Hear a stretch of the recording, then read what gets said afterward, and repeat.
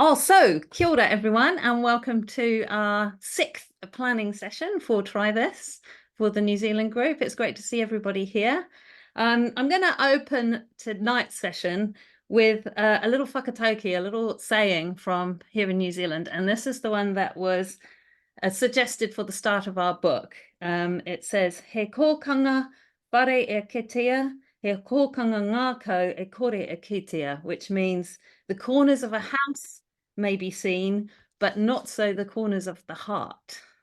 Slightly mysterious. I think it's about a little bit speaks to kind of imagination and how things that we're imagining and thinking about as we work in dramatic inquiry are inside us rather than for people to see. But I thought it was a good one to share because our example tonight is a cultural example. So I'll explain that as we go. So welcome to whoever that was who just came in. I can't see everybody at the moment. Oh, it's Viv. Hi, Viv. Nice to see you. So I'm going to be sharing the example shortly, but first I'm going to just move us on to a little bit of a description of what we're going to do tonight. Oh, hang on. Yeah. So first we're going to start with a quick reflection and chat about last time's key number 5, which was start a story.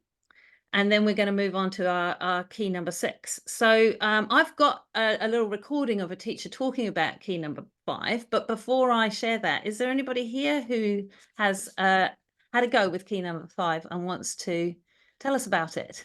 You'll have to shout because I can't see everybody's face. Anybody had a go with key number 5?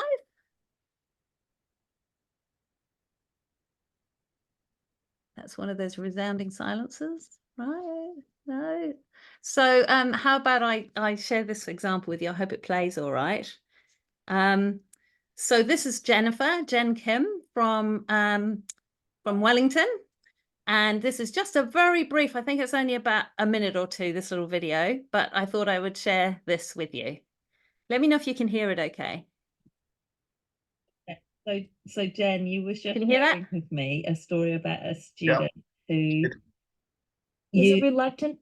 Right. We won't share his name, but tell me what you said about he doesn't like to write, but tell me about how you saw him writing on this day. So his butt was up and his head was down and he was fiercely writing. And I never see the student write this passionately before. And it was at the moment when I said, I'd like to, we kind of opened the space up for sharing, and his hand was up. And immediately I asked him to read his story. So this is his story. We can all feel the charge in the air, and the air tension rising amongst the group as if the storm is brewing. And as we set up tent on the cold, muddy ground, the river roars. And once we had set up the tent, we tramped down to the river with paddles. We abruptly come to a halt on the gravelly shore. The winter night, cold and unforgiving, and I step foot into the rapids, then hop into the tire. And the river, the rapids are so fast that they take my breath away. 15 minutes through, and I see something glistening in the. So I was so proud of him, and it gave the liberty of everyone else wanting to share their story. So thank you, Viv. It's a really fantastic way to get into to start a story. Because this whole passage, it has so many different elements to it, and it's not such a closed passage. Everybody's right. It was I could awesome. see the 6 dimensions in his writing that you'd modeled in the key. So the key that you used was start a story, right? And then they continued it. Wonderful. Thank you for sharing it. Thank you for sharing. You're welcome. There you go. I thought you might quite enjoy that. So, oh no, we won't watch it again. So, to be clear, Jen was using start a story, which is where the teacher themselves writes a short passage. And the example that she used was the example that was in the book, the one of the fossil hunters going into the valley to search for the fossils in the rock. And then she did some further activities with other keys and finished up with the children doing some writing. But I think what you could hear from the story that she read there was that the way that she'd modeled story writing in that initial key with the 6 dimensions, like the light and the dark, the movement and the sound, the child picked that up and was able to write in quite a full way. And this, as you would have heard her say, is an unwilling writer. So it's a nice example, then. Did you have anything you wanted to say to that, Tim? No, other than just the piece of writing that the student created was stunning. So I was wondering how old the children were. Do you know the answer to that? Yeah, they're year 6. Okay. So top Wow. of primary. Yeah. Yeah. Mm. Yeah. Well, he might have been a reluctant writer, but he can certainly write. He certainly can. Yeah. Oh, she can. Sorry, my mistake. No, he. It was a he. It was a he. Oh, okay. Yeah. Yeah. Yeah. Fantastic. And Andy was also keen to share his writing, so he became a sort of a reader of his own writing in the classroom. Yeah, something clicked for him, definitely. Yeah, and it's just really nice that Jen wanted to share that story. So yeah. Yeah. So there you go. So that what we always do, if this is your first time, is we always have a little debrief on the previous key before we then go on to the next one. So, and just to remind you that we are also sharing teacher examples from all over the world on the Try This website. So if you jump on the website, we'll actually have a look a bit later on at where you go for those. So unless there's anybody else wanting to say anything on that one, we'll move on. Speak now if you would like to. Just having a look. No? Okay, so we'll flick on to the key that we're looking at tonight. So this is called Step Into a Moment. And let's not do too much preamble. Let's just do what we do in a dramatic inquiry classroom and step into it, and then we can unpack it and talk about it afterwards. The only preamble I will give you is to say that our example here, we're going to step into a moment from a story that's from the Manawatu region where I live. And it was a story that was given to us to use in this book by Warren Warbrick, who was our cultural mentor for this book. And Warren asked us to be particularly careful with the story and use it as it's been written. So I'm going to read the start of the story to you. And you'll notice as I'm reading, there's quite a few names in this story, and they'll be quite unfamiliar to you if you're not familiar with Māori language. So I'm gonna just give you a bit of forewarning that there are a few names of different people in this story to hang on to. So I'll take my time. So our main character is Haunui-a-Nanaia. That's his name. And Haunui-a-Nanaia's father, so he's a historical figure from New Zealand history. And his father was a chief who was a grandson of a famous explorer called Kupe. And so his father was the grandson of this famous explorer, and he was one of the early arrivals to Aotearoa, New Zealand. He travelled on a waka along with a great chief called Whātonga and other many chiefs. So as you can hear, Haunui-a-Nanaia was descended from a line of important chiefs. Chief Popoto, who was Haunui's father, settled in Mahia, and he married someone called Nanaia, which is why he became Haunui-a-Nanaia. And they had many children, including Haunui-a-Nanaia. And in his adult life, he became a tohunga, or a high priest. So are we getting the idea?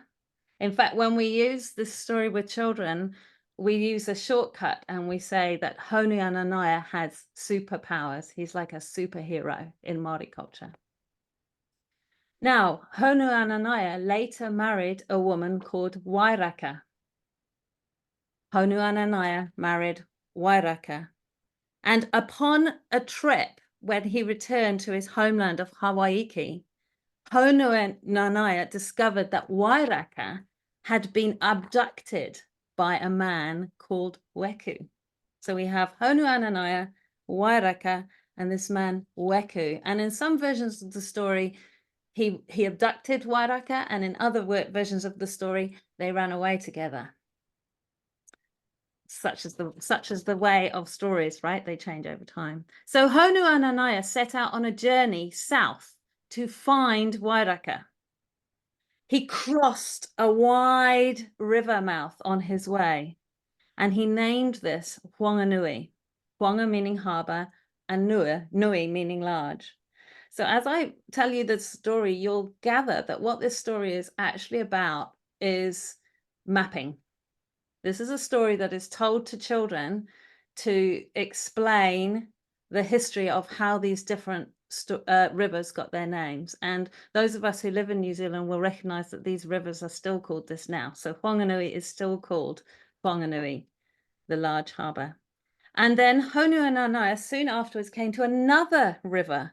So remember, he's following down after his wife, and it was so close to the river that he'd just crossed that he could splash the water back between. It seemed as though he could almost splash the water back from one river to another. So he named this one after that. He called it Whanga-ehu. Whanga-ehu meaning I can splash the water back to the harbour. At the next river down, he faced a dilemma, for it had steep sides and it was difficult to cross. Haunui-a-Nanaia felled a dead tree and placed it across the river to form a bridge. And he named this river Tuakina, to throw down, Tuakina. And if you follow the map, it's still called that today. And you can imagine when we tell this story to children, we can stop and we can do the little try, let's all be the try, you know, the first key that we learned or the second key that we learned. But I'm just telling you today. So we've had Whanganui, Whanga-ehu, and Turakina. After resting overnight, Haunui-a-Nanaia continued his journey south, and he made really slow progress because of the rough terrain, and he was so tired after a long day's walking.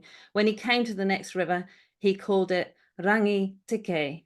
Rangi, a day, Tike, walking or plodding. So that river today is still called Rangatike, a day of plodding. At the next river, which came out onto this wide, expansive beach here, the river was immense in width and depth. And that is the moment of the story where I'm going to pause.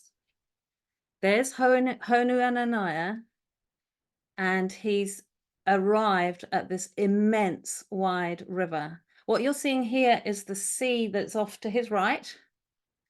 Over to the left is the wide river mouth. This is a flat sort of an area, but this river stretches in front of him. Okay, are you with me? And in a moment, if I was in the classroom, I would stand up, but I'm going to just stay sitting. But in a moment, I'm going to represent Haunui-a-Nanaia at this moment in the story. All right, so can you, I wonder if you could just watch, and I'll represent him just for a moment, and we'll see what we see.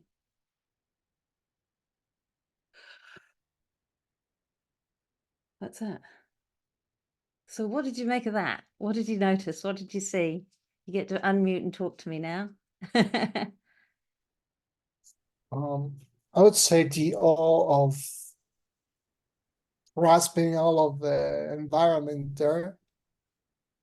A sense of awe of grasping the environment. So what did the body do that gave you that sense of awe, that gave you that picture in your head? The going backwards. Right, so Haunui-a-Nanaia's body tipped slightly backwards. Great. And what was this? How would you describe this? Like holding your breath. Right. So a hand went up to his chest and he held his breath. Right. Did we notice anything else? It's a kind of clutching of the heart, isn't it? It's I mean, I don't. It's a kind of a weird. We all knew what it. We all recognise it, and we all kind of know what it means. But it's difficult to say why it and what it is, and why you would do that. Why? Because it's an instinctive thing, isn't it? You know, as usually says, we knew straight away that you must have seen something wonderful, something that literally, well, not literally, metaphorically takes your breath away. Right. And the way that I mean, the way that your hand suddenly clasps your heart or goes to your heart is an almost like you're holding it to yourself, aren't you? The whatever it is, that feeling, that sensation that you've just had, you're grasping it in, and holding it's almost like yeah. he takes that feeling into his heart. Right. Yeah. And this is just the kind of conversation we want to have with the children. That one very, very brief little action, we invite the children to really unpack that, because there's more too, because there was something happening with the face too, wasn't there? How would you describe that? How would you put that into words if you were an author describing that on the page?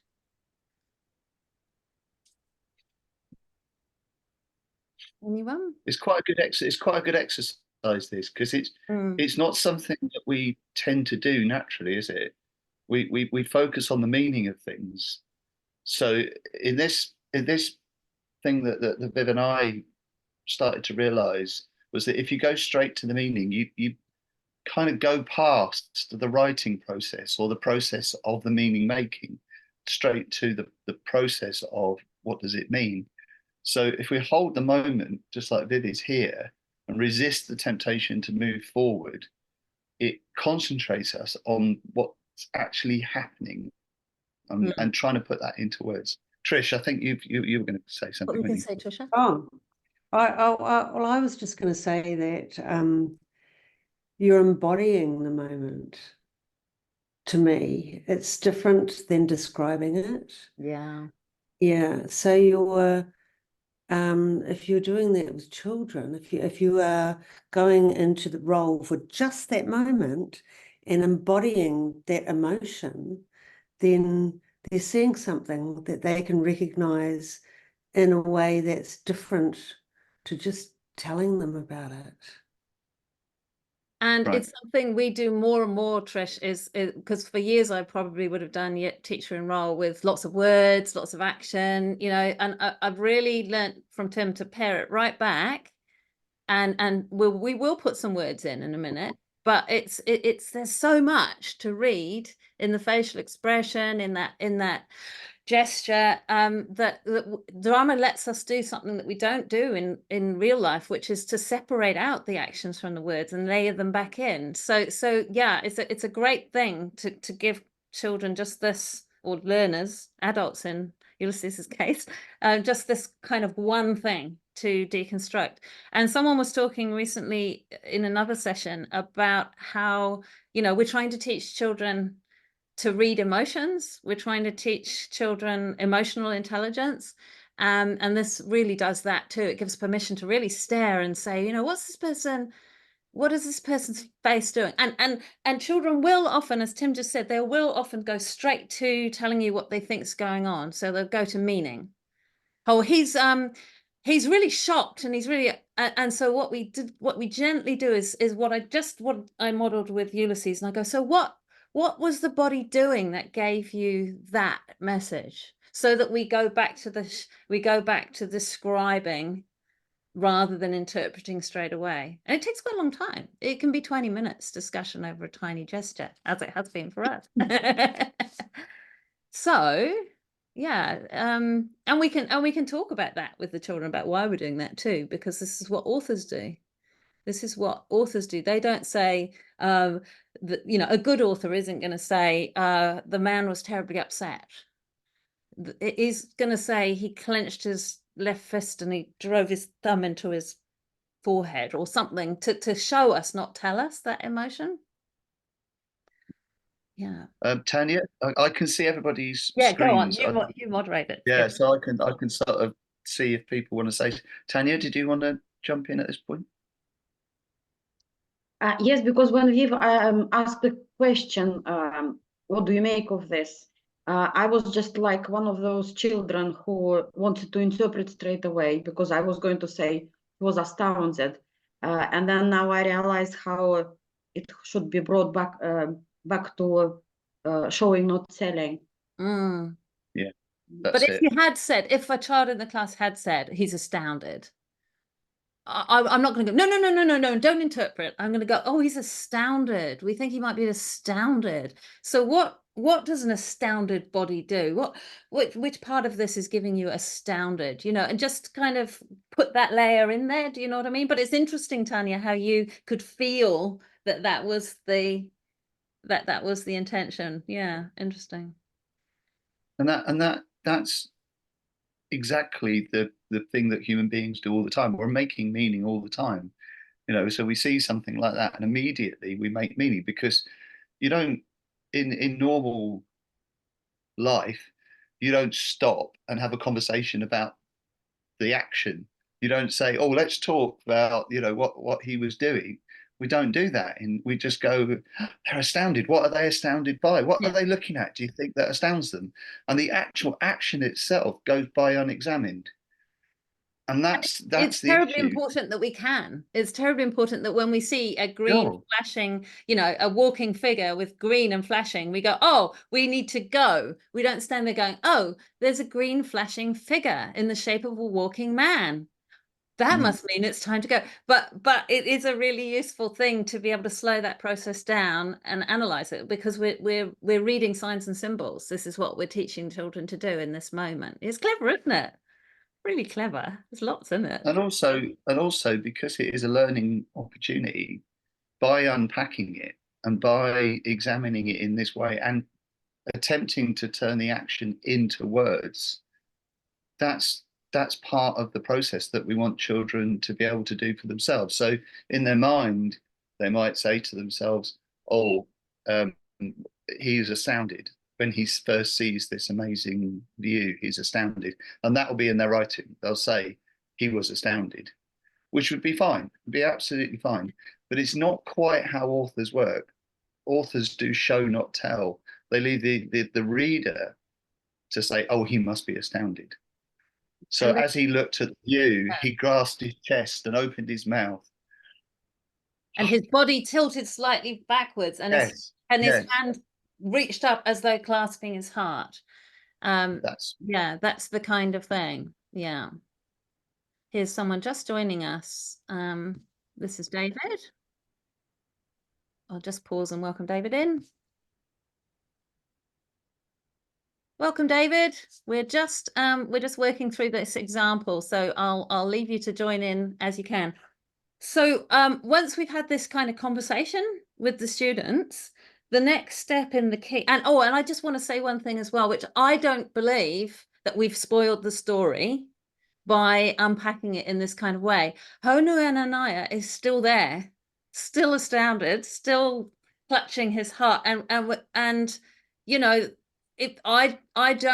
people might disagree with me, but I don't feel like it messes with that important story in fact, I think it holds it and really respects it and really thinks about that story deeply. And this is a quality of this key that I really like, because we want to step into we'll talk about it more in a minute, but just notice how this allows us to step into a moment without changing that moment too much. And that can be really important with cultural stories, with significant stories, with moments of history.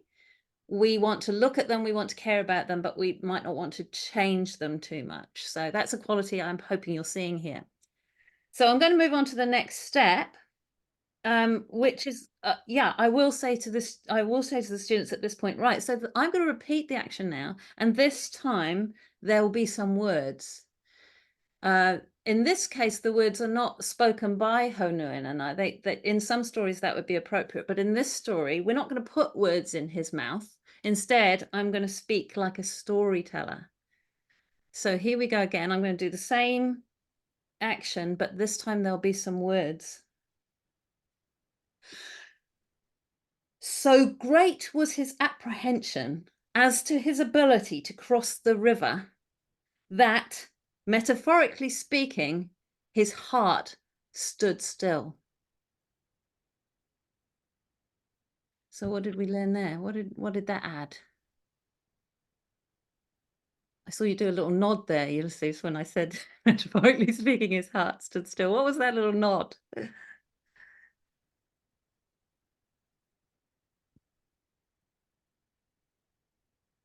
You're still muted, Ulysses.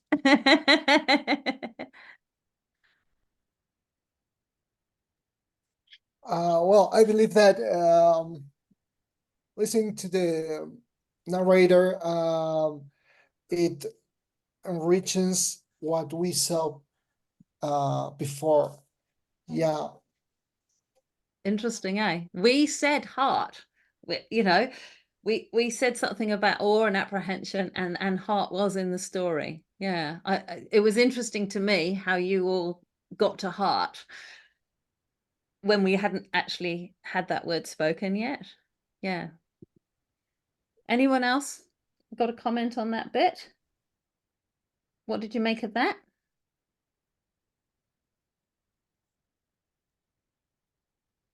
I just, it's interesting. I found it more powerful without the words. Tell me about that. Yeah, I just thought that that might be a really nice point to write. Yeah. Because once you layer it with words, then you're interpreting it in a way that children might think you're directing them. But that it's just a thought. No, I think it's a really wonderful important one, because it's the difference between this key and another key, which would be a slight variation on it, because it is taken from a story. There are words that are written. In the other example that we give you, the book, it's from Macbeth. So that there are words that are written to this action. But you're absolutely right, Trish. If you wanted to, you could just stop it at that point, couldn't you? And the children would do the words, and that would be perfectly fine, but it would be a different key. Yeah, right. That's the point, because this is actually exploring some written text that goes with that action. Yeah. But I thought it was amazingly powerful when Viv, just gave us the physicality, and then said, "Well, what did you see?" And that's a way in, isn't it? And I think it's wonderful if a child responds, I liked it better before. I liked it better without the word. That's a piece of critical literacy right there. It's brilliant.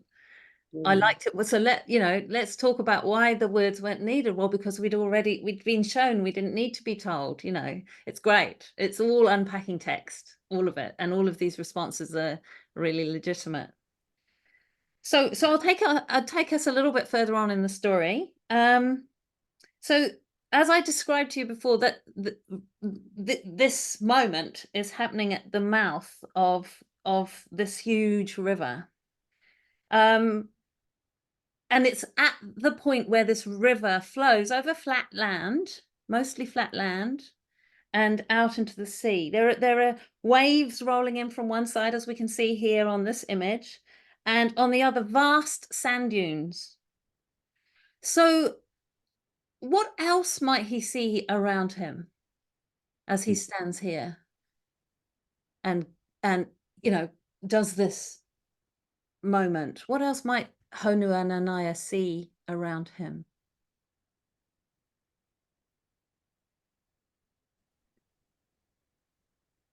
Robin, here you go. Yeah, hello everybody. Find this really interesting, this conversation. It's great.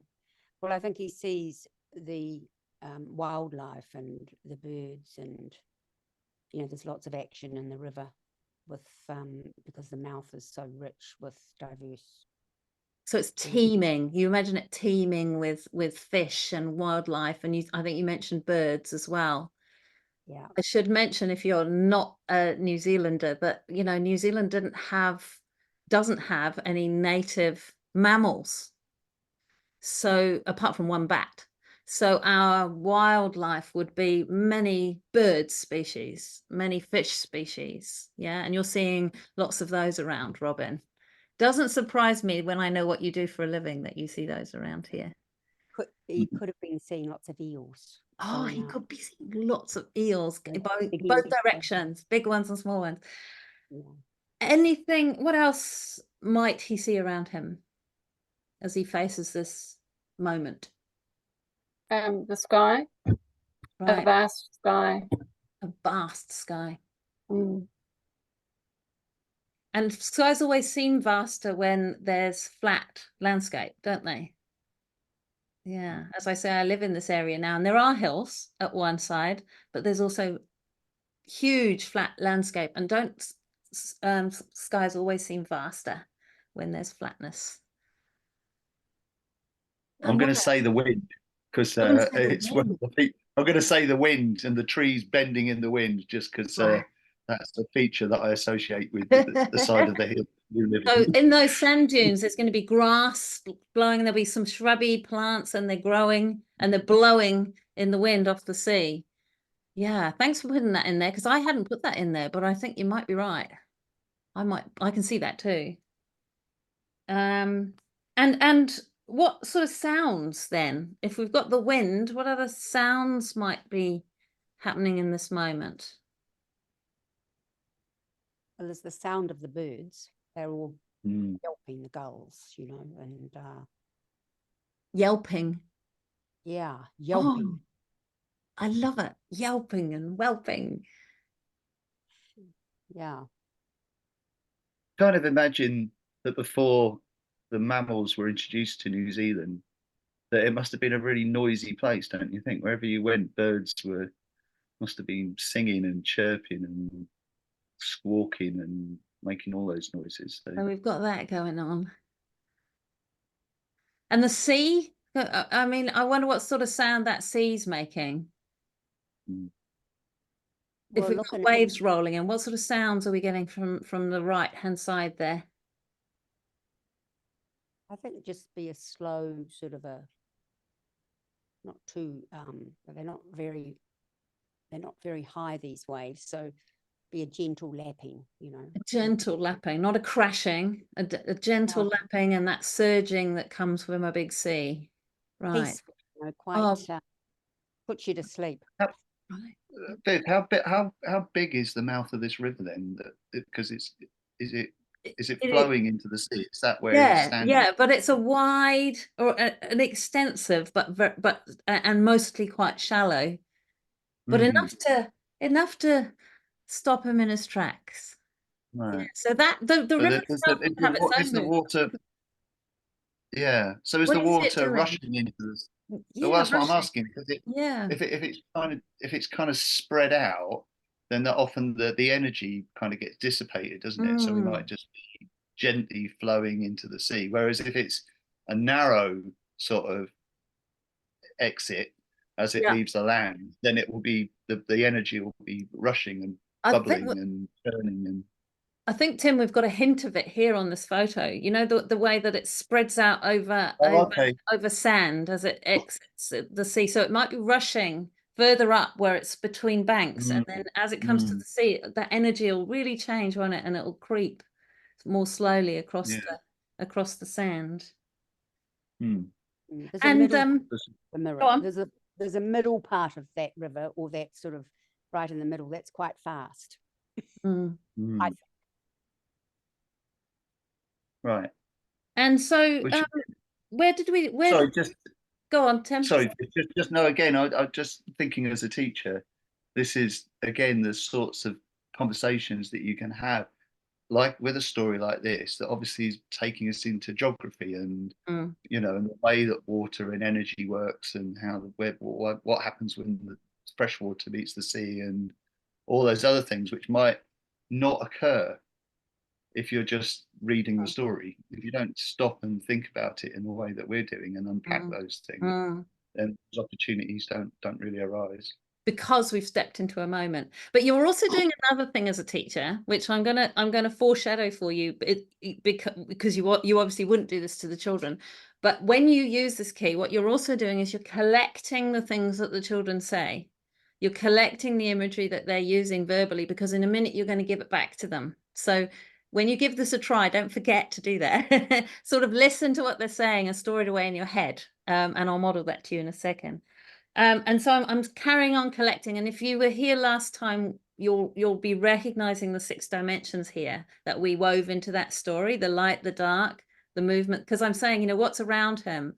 what's this river doing? That's about movement, isn't it? What sounds are we hearing? So I'm collecting those things so that I can spin a bit of a story using the 6 dimensions and gift it back to the children in a moment. And that's how we've stepped in. So I need a couple more things for my collection. So I'm going to ask you, where might the light be coming from?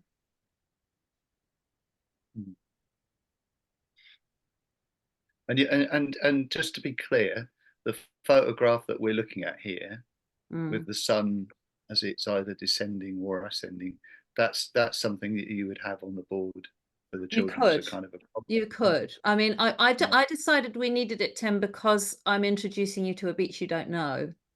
And beaches can look like lots of different things. So I wanted to evoke the sense of the flat and the fact that it's a sandy beach. It's not written into the key to have a photograph, but I think that because we're talking about a factual place, I thought it was quite important. I didn't want to have to steer you away from cliffs and rocks and things if those came up. Do you know what I mean? But yeah, no, I do.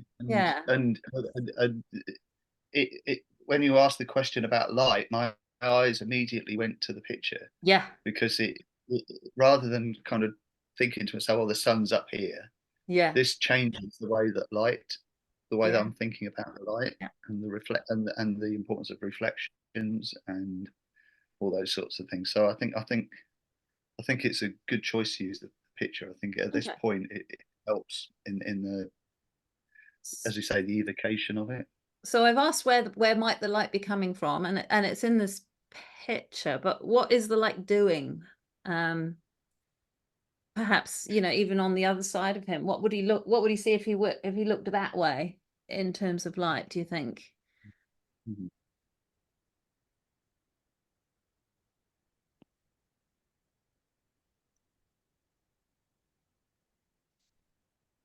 So what strikes me is the line that's drawn between the sea and the sky, and the way that the sun, because it's so low on the horizon, kind of demarcates that. You can sort of see how it's sort of there's a line that's drawn, almost like you could get a pair of scissors and cut it away, and there'd be 2 separate things.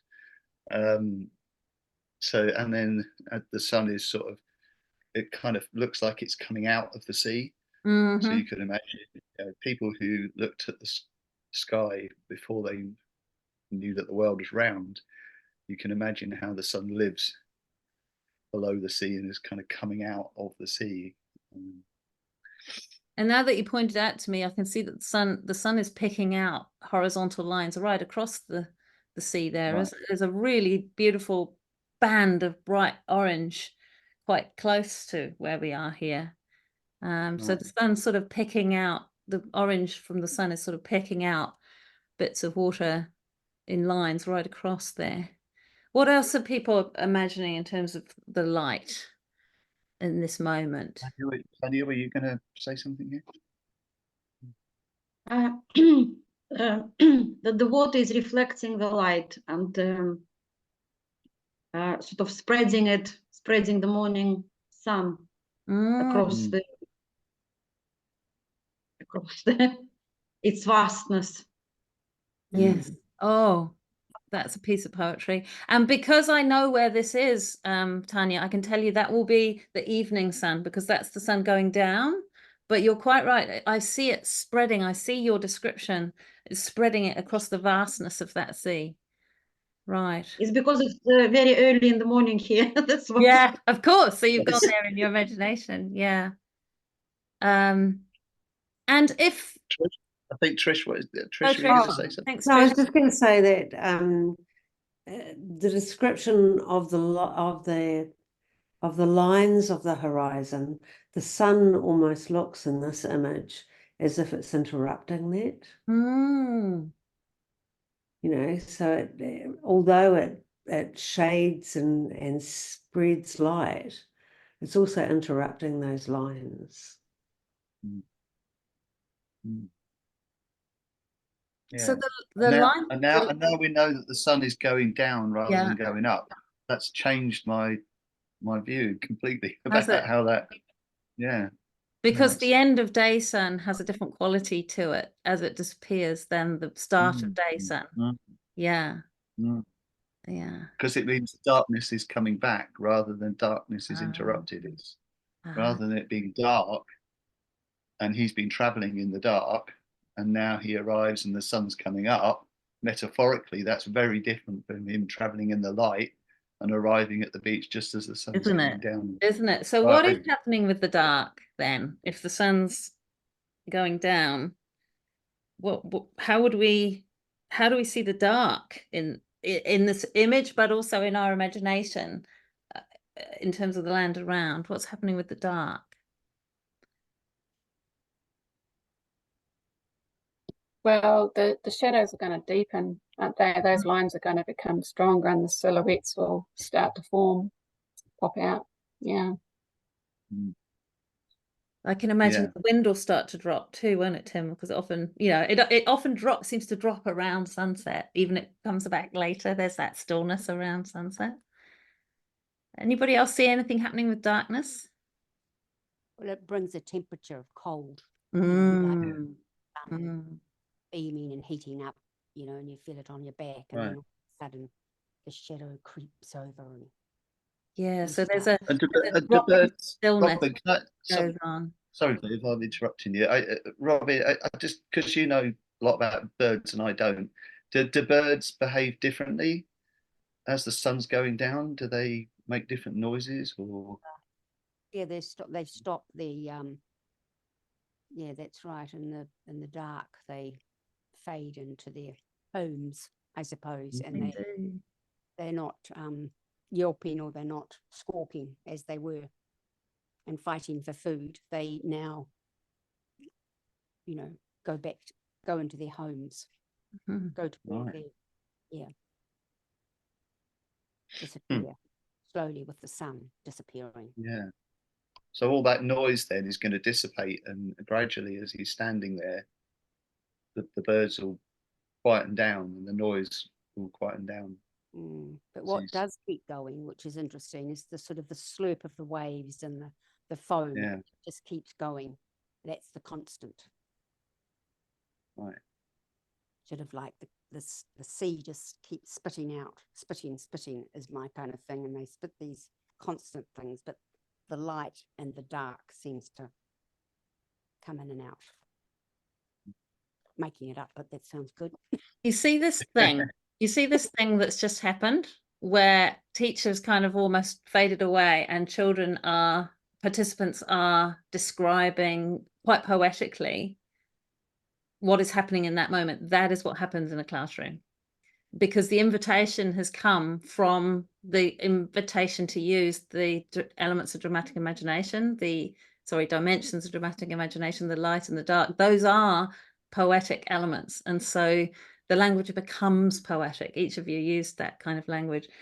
So yeah, beautiful. It's beautifully reminiscent to me of the kinds of conversations I've had with children when I've used this key.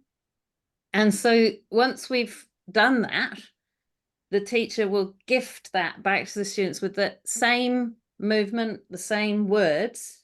Well, no, sorry, different words, the same gesture. And then this time kind of, well, why don't I just try and model it? All right. So, and little tip, if you want to start a spontaneous story, starting "and so," it just suggests that it's following on from story. And so, as Haunui-a-Nanaia stood, metaphorically with his heart almost standing still, the sound of the ocean lapped gently against the shore. The yawping and yelping of the birds sank to silence as the golden sun crept beneath the dark stripe of the horizon, sending its light spreading across the vastness. A strip of gold nearby, shining with an improbable brightness.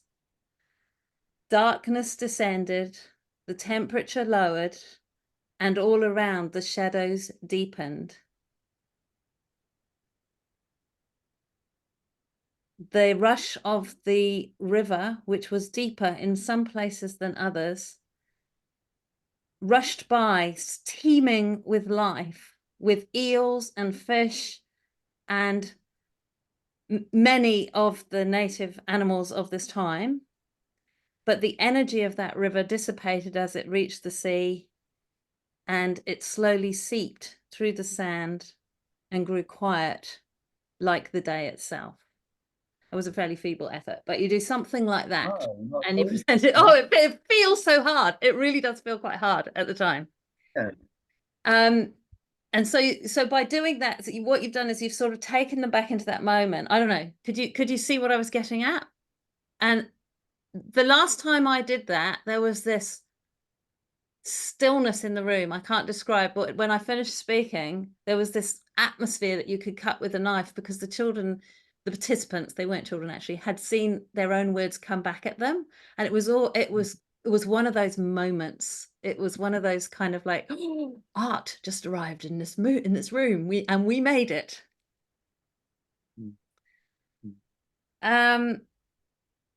And then, I don't know if you are feeling this, but often children will feel this. They want to write that down. They want to keep that. So you, as teacher, you can say, I tell you what, wouldn't it be great to keep that story? Just hold that, to be able to retell that moment. Let's grab a piece of paper and write. Start with, and so as Haunui-a-Nanaia stood before the river, and write your own version of what we just created there. And then on the board you can just write those elements, the dimensions, the light, the dark, the movement, the stillness, the silence, and the sound. And students will use your model. They'll use the words that have been word banked by the others in the room, but they'll also create their own piece of text. And I think what it says in the book here is just to prompt them. What could Haunui-a-Nanaia see? What might he hear? Where's that dark again? And emphasize, in this case, we're emphasizing that we're writing about what's going on around Haunui-a-Nanaia. It's not our place to put words in his mouth or thoughts in his mind. That isn't what this character's for in this story. It's quite important that we don't do that. We often do that in drama, but we're not doing that here. We're in that moment around him, and we're describing what might be around him. And Viv, why? Sorry, Viv, just to interrupt you, because that was something that was new to me when we were writing the book. Would you mind just explaining? Yeah. Why that's? I'm speaking as someone who hasn't necessarily got that knowledge myself, but my understanding from Warren in this particular story in particular, Haunui-a-Nanaia is not a human character for us to, take liberties with, and it's not what the story's about. The story is about the names of the rivers and him moving through and naming the rivers. And if we start, doing what my intuition would have made me do a few years ago, like tap his thoughts for what it feels like to have your wife run away, we're missing the point. Right. So and I think that's important. Right. That was a really important learning for me, that the corners of his heart, as it says in our saying at the beginning, are hidden. They're not for us. What matters is the fact that he named these rivers. And so the fact that this river is called, to this day, Manawatu, meaning heart stood still. And that's the name of the river. It's the name of the region. And it's kind of amazing to me that 35 generations ago, that's how it was named, and it still is. Amazing, isn't it? So that's the bit that Mana Whenua, people of the land, want children to learn. It's not like Lady Macbeth. It's not a fictional character for us to. But I think, I think that this is a really important. When we first came across this, when you started talking to me about this, it actually made me rethink quite a lot about some of the things that I've been doing, and whether, because all art is about the limitations that we put on it. Yeah. So if in this circumstance, it's absolutely true that it's not about empathy. We're not trying to get into the mind of this person and put our own words into that. And if we do, it kind of trivializes it, or takes away, as you say, from the point of the story, what the story's actually doing. And that was a new demand on me.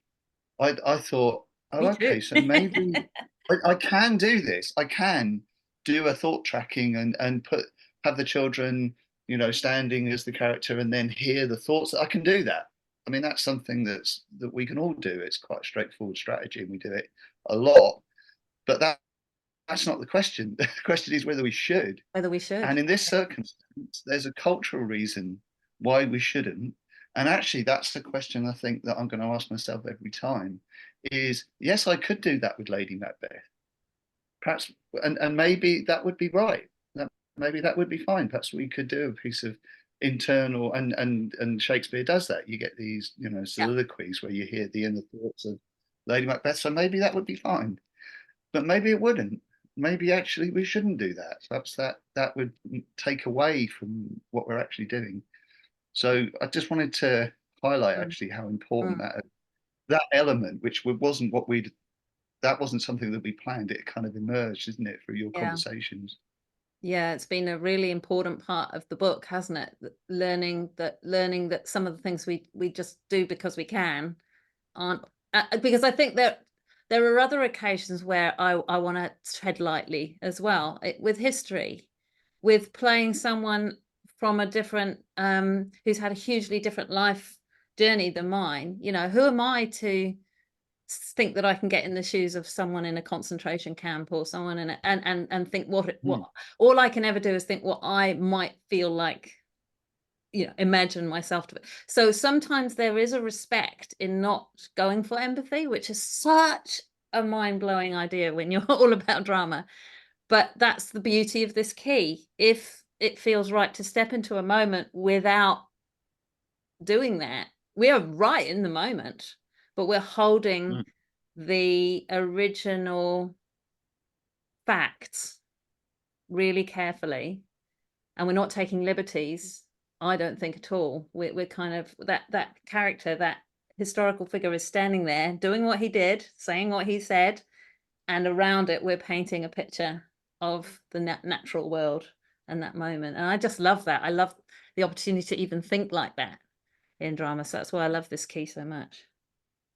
I can see you thinking, Trish. I can see too, yeah, because we've had these conversations too, haven't we, over time about empathy. There's such a demand, I think, on our use of drama, because it's one of the most exciting things that I found, because as a teacher that came to drama rather than a drama practitioner, was the excitement I found about being able, once I learned how to do all these things like thought tracking and you know, being able to create narratives and do all sorts of things, that was such an exciting thing that I kind of found myself doing it and using these things without properly examining, I think, whether that was the right thing to be doing at that moment.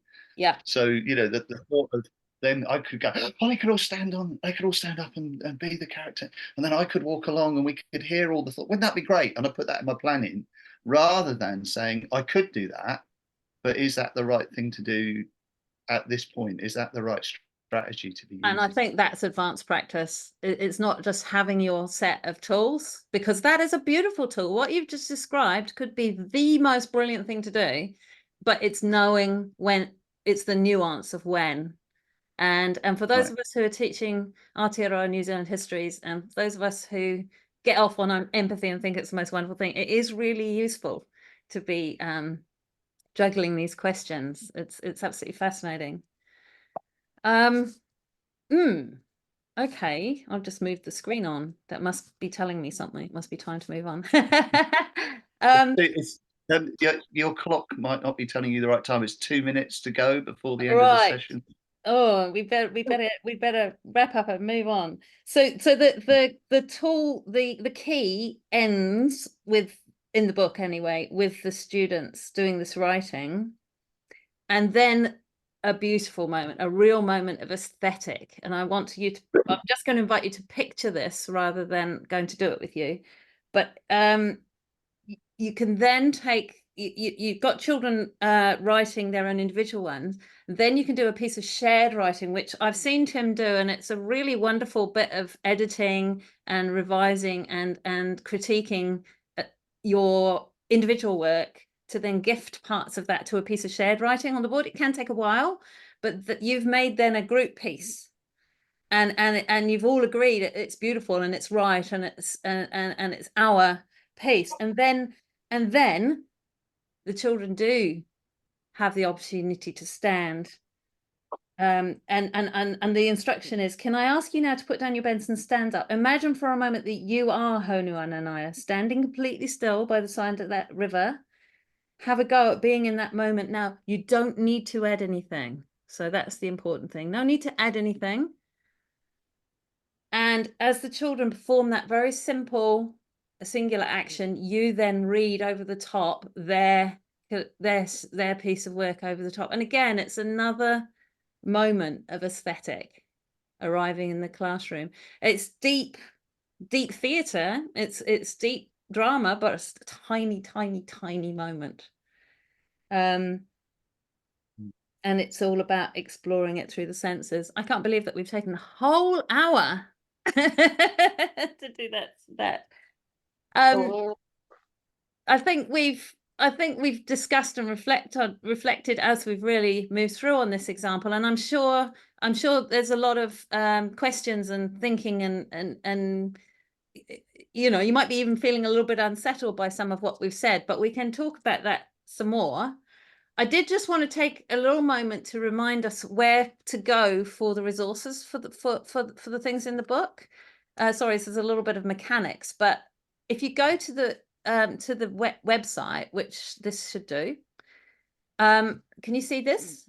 If under resources, if you go to keys examples, because I've discovered quite a lot of people like to teach the examples as written. If you go there and you click on that one, as I just have, here are the keys and here are all the examples. Now, if I click on Haunui-a-Nanaia, you might be sitting there thinking, I'd like to teach that very story. So here you can find a web link that takes you to the official version of that story. And here I just wanted to show you this map of the Manawatu River as it is today. So there she is with her mighty mouth. And if you follow the map down, I do just need to tell you this. All these rivers were named by Haunui-a-Nanaia as he walked down after his wife. And when we get down, right down to here, can you see the name of this point? Wairaka Point. That's where he caught up with Wairaka. And because he loved her so much and wanted to keep her forever, he turned her into stone, and there she still stands today. Nice. So I find this, as someone who lives in this area, I find this really quite moving that these stories were told 35 generations ago, and those rivers are all still named those things today. So I did just want to share that with you. So if you're wanting to ever find the specific examples that we've shared with you, do just head to the website, and there they are, and you know, all the permissions and that have been cleared up. I thought you might also be interested to know that this particular key and this story has been developed by Warren and myself and Warren's wife Virginia to be a museum program at the local museum. Wow. And in fact, we created this giant board game where they roll a dice, and they're Haunui-a-Nanaia pursuing Wairaka and Weku down the country, and every time they get to a river, they come up with some actions to remember the name of the river. So that's that. I thought you might be interested to know that that's where that one ended up. In terms of planning your own, yeah, a moment from a narrative. So this is a key about celebrating and honoring and respecting a narrative. We use our our hexagon to make sure that we've got all the elements in place. In this one, it's particularly location and events that you want to be clear, because you're going to use those in your story. Decide on the character that you're going to represent, plan that simple action and that line of dialogue, gather your resources, and you're away. Just follow the steps in the key and it will work beautifully for you. So I wonder what narratives you could explore. If you come back next week, you can hear Tim talking about how he did it with Lady Macbeth, wringing her hands after the death of, I can't remember if it's Duncan or Malcolm. I think we get mixed up, don't we? And if you do use this key, we did, didn't we? Yeah, we did. We've only picked that up in the final revisions of the book. If you do use this key or any of the others, please share them with us, because this is a screenshot of a place on the website where you can go and visit the keys and see the different ways that they've been used by teachers to create completely different stories. Because you can imagine, different story, different narrative today, same steps, completely different lesson. So that's what we want to develop, are these wonderful collections of how teachers have used these keys. So thank you so much. We really hope you'll come back next time and tell us how you've used that one. Next time is going to be May the 5th, not quite May the 4th. May the 4th be with you. And we'll be talking about a key that we've used a lot. I know some people here have used a lot, called Watch a Drawing, where something appears in front of the children's eyes as if by magic. It's one of my favorites. So there we go, slightly over time. I beg your pardon. Can I just ask a question? Yeah, final thoughts and questions. Go, Robin. Have you got Say that again? Have you got all these recorded? Because I noticed you're recording them. Is there a place we can go to look? Yes, if you go to that website, one of the tabs along the top says videos, I think. And there's a video for each. We're building up a video for each of the keys, and we're very grateful for you coming and being with us while we do tonight's one. Well, we're very grateful to you. And there's one for the UK example and there's one for the New Zealand example, and the conversation goes in a completely different direction each time, doesn't it, Ulysses? Ulysses quite often comes to both of them. So yeah, do come. I'd just like to say thank you so much. That was really inspirational. And yeah, it's challenging my thinking. Welcome to the club. Yeah. It's wonderful to have you here. Thanks, everyone. Any other final thoughts or any? So just to say, you're going to go and try? That normally we do two. So normally we bookend the day.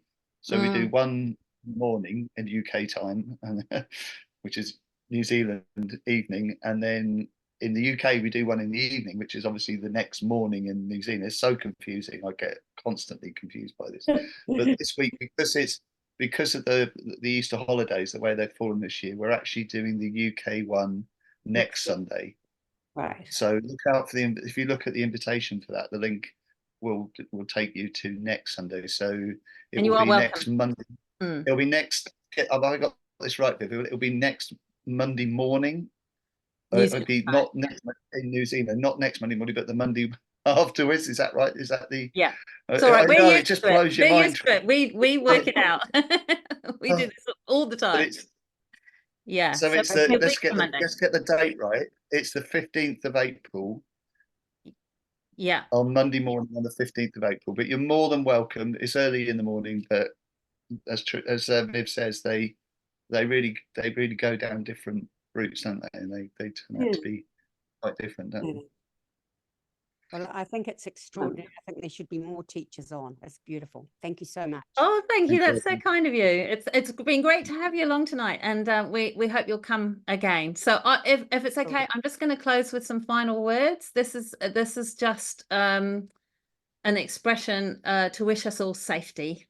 So all sorts of safety. Safety out, physical safety in the world, but also safety in the way that we handle important stories and the children that we teach as well. So kia haumaru koutou katoa. Stay safe, everyone. Kia ora. Thank you. Kia ora. Thanks for coming. Nice to see you, Tanya. See you soon. And you